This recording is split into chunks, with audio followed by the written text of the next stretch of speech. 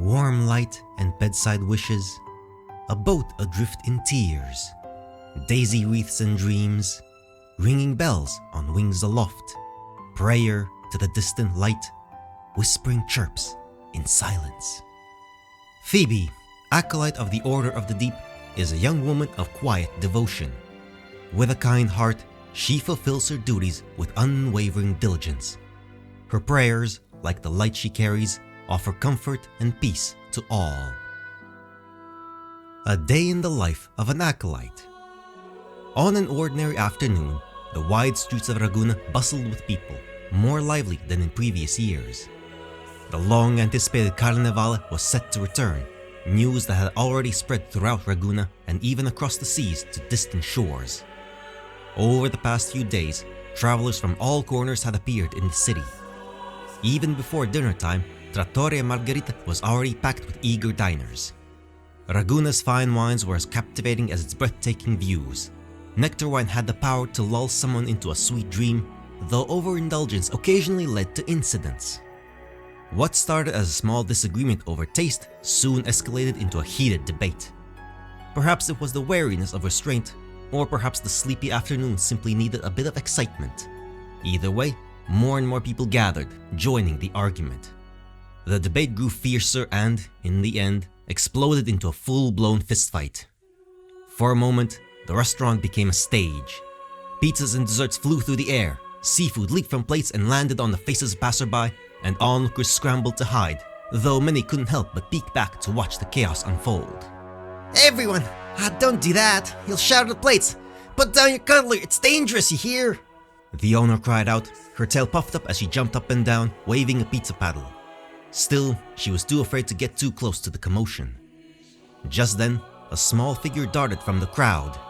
Please, calm down. With a staff in hand, the little figure traced a wide arc through the air. A golden bird descended from the sky, seemingly carrying the weight of the heavens. It barely touched the two enraged men on their foreheads, like a dragonfly skimming the surface of a pond. The two men, who had been at each other's throats just moments ago, instantly calmed and fell face first onto the table with smiles, snoring softly. Don't worry, they've just fallen asleep, said the petite blonde acolyte as she tucked away her staff. However, disturbing public order is a violation of order regulations. Those who disturb the peace must face the appropriate punishment. Temperance is a virtue granted to us by the Sentinel. It makes both food and nectar wine all the more delicious. I hope this little incident hasn't ruined anyone's enjoyment of their time here in Ragusa. The acolyte's smile was gentle and warm as the silence around her stretched on. By the time more acolytes arrived with La Guardia in tow, the commotion had already ended. Yeah, I saw it with my own eyes.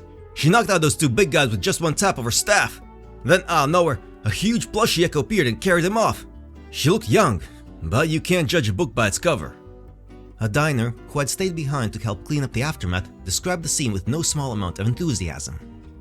The lead acolyte pulled out his terminal to file a report, only to find that one had already been sent to the Order, detailing the incident and the whereabouts of the two who had been taken away. So, does that mean it's all taken care of? Of course. The acolyte put away his terminal with certainty. Leave it to acolyte Phoebe. She knows how to handle these things better than anyone. Home. Dear Mr. Claremont, I apologize for the delay in reaching out. I have been caught up with an overwhelming number of matters. It is with a heavy heart that I must bring you this tragic news. Our business partner, the Merinos, were attacked by TDs during their journey to the new Federation. Unfortunately, they did not survive. May the Sentinel guide their spirits to peace. Regarding payment for the sunken cargo, as per our previous agreement, I have begun liquidating the remaining assets of the Merino family. It is a most reluctant measure. You and I both know how much we invested in that deal. Now, with nothing left to sustain it, I am left only with the task of trying to fill the void in the best way I can. You must remember Phoebe. The poor girl has lost her parents. She has nowhere to go, and as I am often away on business, I am unable to care for her as she deserves. I was told that you have a close relationship with a distant relative of the Merinos, and I pray you might consider offering her a home. I folded the letter carefully, checked the address once more, and knocked again. The repeated knocking had already drawn curious glances from the neighbors, but there was no response from within. The little girl stood quietly behind me, her head bowed, as if accustomed to such situations. They went on holiday a while back. A passing neighbor mentioned casually. Might not be back for quite a while. I see. Thank you. Come on, Phoebe. As we turned to leave, I caught a glimpse of the curtain fluttering in the side window. I tightened my grip on Phoebe's hand, leading her away from the ostentatious neighborhood. Ragusa City was large, yet finding a home here was no easy task. I had lost count of how many doors I had knocked on, and how many times I had been turned away. After years of working in an orphanage, I had grown accustomed to all sorts of refusals, but I couldn't bear for Phoebe to experience this. She was still so young. What she needed was a warm, stable home, somewhere to heal in peace. We're deeply sorry. You have our sympathy for the girl's misfortune, but you understand, adopting a child is more than just adding another plate to the table. Here, this is the least we can give. We wish you the best of luck. A letter? I don't recall receiving any letter of this kind. Besides, didn't she already find a home at the orphanage? It's a fine place for children to live with others their age. I've heard that the Marinos still haven't paid off their debts. We'd rather not have creditors knocking on our door. Please, understand. Don't be sad, Sister Isabella. An ice cream was suddenly held out before me. A group of little echoes had appeared around me unnoticed, each holding out ice creams and sweets meant for tourists. They were crowded around me, or rather, around Phoebe. I know the grown-ups are busy, just like Mother and Father were. They always came home so late. I stared blankly at the melting ice cream, caught off guard by the fact that this tiny child was offering comfort to me. The Marino family, in their kindness, had helped the orphanage survive the worst of the dark tide. Yet, here I stood, unable to find a proper home for their daughter. She should have been smiling in her parents' embrace, living a peaceful and happy life without worry. It's okay. I can live with everyone else. I'm happy being with everyone. When I remained silent for a long while, the young girl looked up at me and gave me a quiet, almost soothing smile. My heart trembled. Everyone will stay together, right, Sister Isabella? The acolytes tell us the Sentinel is always with us, keeping us together so we will never be apart. She recited the words with such certainty. In the end, I could only swallow the lump in my throat, hold back my tears, and pull her close. All right, then let's go back. Let's go back home. Countless nights. The storm in the dead of night seemed as if it would drain every last drop of water in Ragusa. Lightning flashed across the sky, casting webbed shadows upon a young girl curled up in her blanket. Phoebe couldn't fall asleep. Every time she closed her eyes, she saw the churning, furious sea. There, a lone ship would never return home, and she was sinking with it. On nights like this, her father used to slip a locket with the Sentinel's portrait under her pillow, telling her that the divinity would guide her through the storms in her dreams to a safe harbor. Her mother would place a bouquet of daisies by her bedside and tell her bedtime stories. She would say that the Sentinel sends divine envoys to protect brave and kind children like her. But now, the acolytes would simply pat her head and tell her that she was like any other child. Every Renasitan had to endure suffering before they could receive the Sentinel's forgiveness in the end. Once, when she peered over an acolyte's shoulder, Phoebe caught sight of the magnificent statue of the Sentinel for the first time. The sight of the immense, sinuous fishtail gave her a moment of panic, but the acolyte's gentle hand on her shoulder and the soft, steadying prayer helped calm her trembling heart. She was led into a warm, brightly lit room. The acolytes treated her kindly, but she knew they probably preferred children who didn't bring trouble with them. Phoebe tried to remember the lullaby her mother used to sing, willing its melody to echo in her mind to drown out the howling storm outside. But still, the relentless thunder and rain dragged her back to that dark night. She had snuck aboard the merchant ship, peering through the porthole of the cargo hold to watch the distant horizon. When her parents returned, their sails would appear from that direction. She didn't want to wait for them anymore. This time, she was going to be brave and find them herself. But the sea wasn't as gentle as her mother described in her stories. She began to hear hurried footsteps on the deck, the noise growing frantic until screams pierced the air as the ship was tossed violently in the storm's grip. The vessel began to sink. Phoebe cried out for her parents, but the raging waves seemed to whisper that they would never return. The icy seawater engulfed her, and in her fading vision, she watched her father's locket disappear into the dark depths of the sea. When she opened her eyes again, she was lying on the shore, soaked to the bone. A tacet mark shone on her leg. The acolytes who found her said no one could survive such a perilous sea, let alone a little girl. They believed it was a blessing from the Sentinel. But Phoebe faintly remembered that something had saved her. A presence so gentle, like a soft breeze, had lifted her to the surface and laid her gently on the shore, telling her, "Don't be afraid, I'm here." Something pulled Phoebe from her dream. She felt the bed shift slightly, as though something soft and plush had nestled up beside her. It carried the dampness of the rain and the scent of daisies. Then Phoebe saw a pair of button eyes and soft, floppy ears. It was the stray echo she had met in Whisperwind Haven earlier that day. She had untangled the kite string trapping it, naming it Brenno. Later, Brenno introduced Phoebe to many of its friends, took her cloud watching on the hillsides, wiped away her tears, and even made her a wreath of pretty flowers. Don't be sad, Phoebe. The plushie's body felt warm and soft. In the haze of sleep, Phoebe felt a faint, familiar presence. It felt like the wind.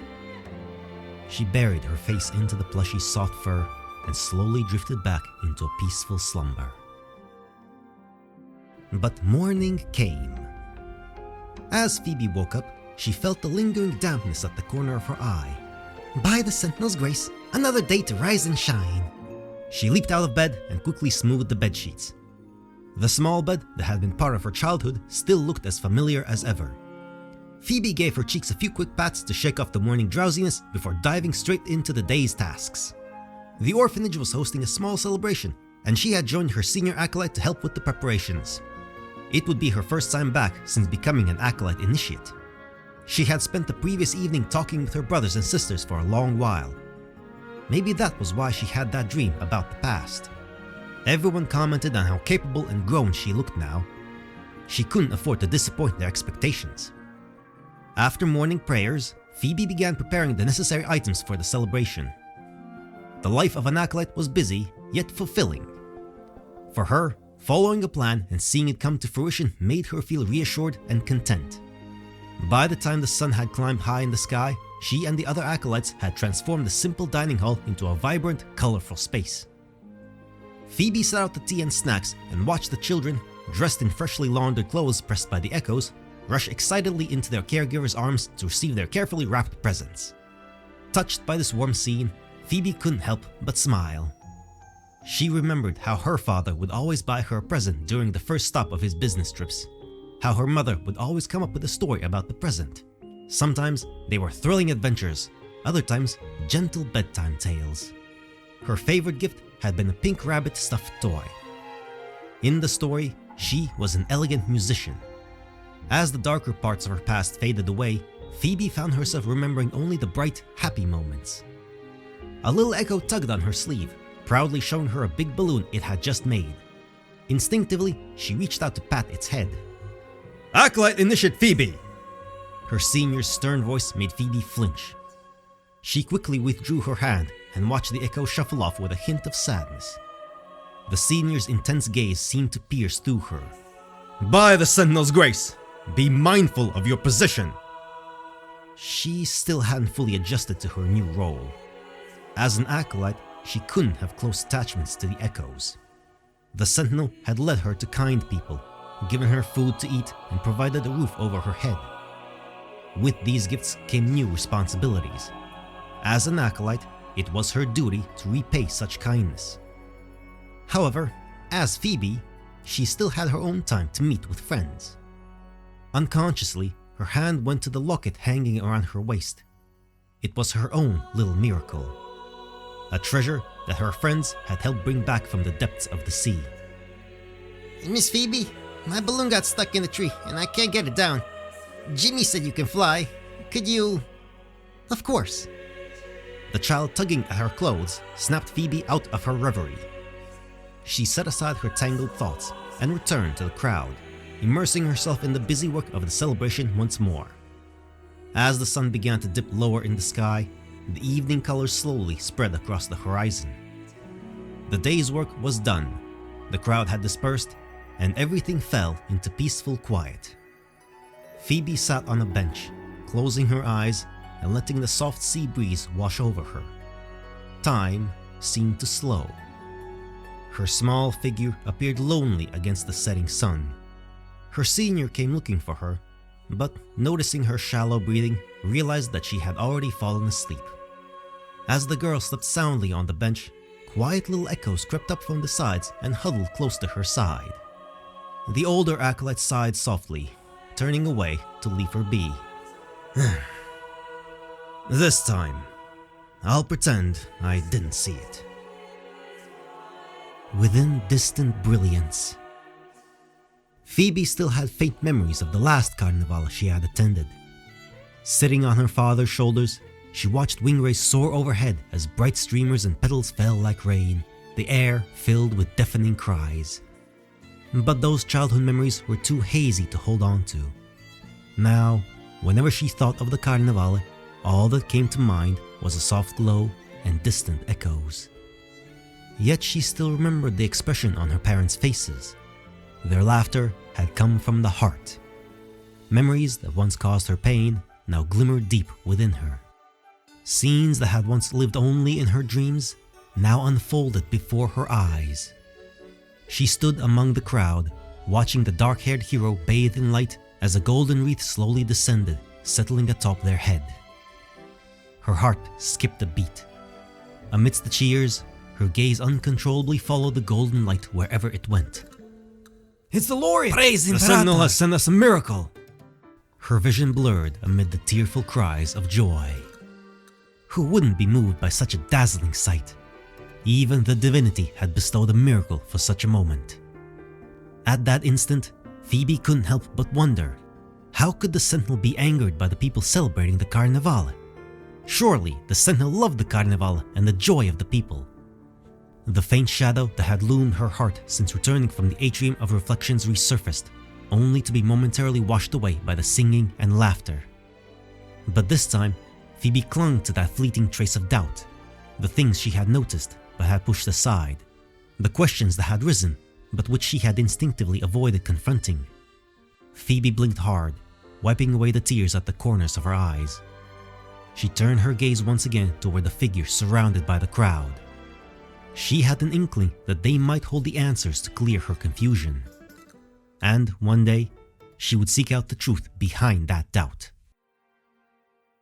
Frozen in time. A locket Phoebe carries with her, repurposed from an old pocket watch. Inside is a family portrait. It was lost to the depths of the sea during the shipwreck, but thanks to the tireless search of her kind friends, it was eventually returned to her. In the fleeting ways of time, in the beautiful spray of the sea, and in the light, there are words I want to tell you over and over again.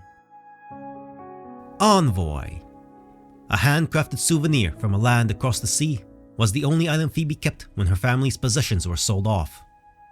In the bedtime story she once believed would never end, there was a bird with blue wings, the envoy of the divinity. It had the power to cross through storms and bring happiness to the little girl who endured loneliness each night as she drifted to sleep. A vision far away. An old, faded edition of the Codex of the Deep, hand-bound by a loving and devout mother. A proper, dutiful acolyte should be well versed in the contents of the Codex, holding the Sentinel's guidance close to heart. Phoebe always adhered to the teachings in her heart, though, if truth be told, she preferred the color of the sky to that of the sea. The Codex says that suffering brings us closer to the divinity. But I still hope for a peaceful and happy life for you, my child. Third examination report. Residence ability, graceful luminescence. Residence evaluation report, excerpt of a letter of recommendation from the Order Orphanage. The moment I saw the glowing tassel mark on her upper left eye, I knew immediately that this was a blessing from Imperator. Her residence ability allowed her to manifest light, refracting it into various forms of prisms. Even on the darkest nights, when the storm has snuffed out all other light, she fills every room with a soft, radiant glow. A light so comforting it conveys the very essence of hope in the darkest of times. As written in the tenets of the deep, such light must have always existed in her heart, a sign of her relentless devotion. This record has been transferred from the orphanage to the Order of the Deep's archives. We have a reason to believe that Acolyte Nation Phoebe's unparalleled residence ability stems from her unwavering faith in the divinity. This is demonstrated by the rapport between her and the Archos, divine envoys, a connection that has reinforced the trust some of our faithful have in her. Her active involvement in charitable works has already earned her recognition. Therefore, we have voted unanimously to grant her the title of Acolyte after her novitiate. However, some within the Order believe that her closeness with the Echoes violates the Order's doctrines. The blessings of the divine envoys are to be shared equitably, as the Sentinel's love for their people is impartial and untainted by favoritism. Being too close to divine envoys could lead to unforeseen risks. For this reason, we do not recommend her appointment to the Servitude Hall, and believe it would be most prudent to transfer her to the Ministry of Holy Rituals instead. Overclock Diagnostic Report. Order of the Deep, Ministry of Holy Rituals Records. Resident Phoebe's waveform graph displays elliptical fluctuations. The time domain pattern is stable and no signs of abnormal fluctuations are observed. The test results fall within the normal phase range. Resident criticality, relatively high. Resident of Phoebe's frequency displays high stability with low risk of overclocking. Records show no history of overclocking. Acolyte Phoebe has always strictly adhered to the teachings of silence and self-restraint, making her stability unmatched among her peers. Observations show that Acolyte Phoebe's resonance ability produces a stable frequency, strongly affecting echoes and remnant creatures. Humans can also be affected to a certain degree, experiencing healing on a spiritual level.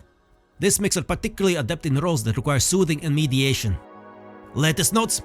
A brief sawtooth fluctuation was detected in Acolyte Phoebe's regular waveform. No abnormalities have been noted at this time, but continued monitoring is advised, with increased attention if necessary.